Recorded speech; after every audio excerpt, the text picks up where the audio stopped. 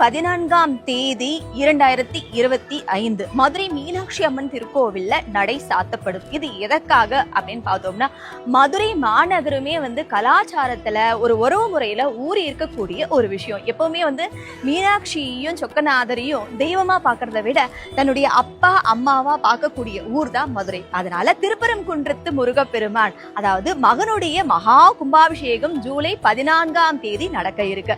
14ஆம் தேதி நடக்கக்கூடிய கும்பாபிஷேகத்தை பார்க்கணுங்கிறதுக்காக அம்மா மீனாட்சியும் அப்பா சொக்கநாதரும் கோவில்ல இருந்து 13ஆம் தேதி சாயந்தரமே கிளம்பிடுறாங்க.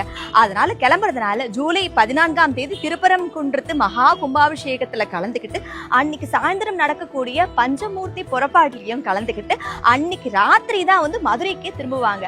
அதனால திரும்பவும் நம்ம மீனாட்சியும் சொக்கநாதரையும் பார்க்கணும்னா மதுரையில ஜூலை 15ஆம் தேதி காலையில தான் பார்க்க முடியும். அதனால மதுரைக்கு பிளான் பண்ணி கிளம்புறவங்க ஜூலை 13ஆம் தேதி சாயந்தரம் 6 மணி வரைக்கும் தான் நடை திறந்திருக்கும். அதே போல ஜூலை 14ஆம் தேதி நடை சாத்தப்படும். திரும்பவும் நீங்க ஜூலை 15ஆம் தேதி தான் நீங்க மீனாட்சியும் சொக்கநாதரையும் பார்க்க முடியும்.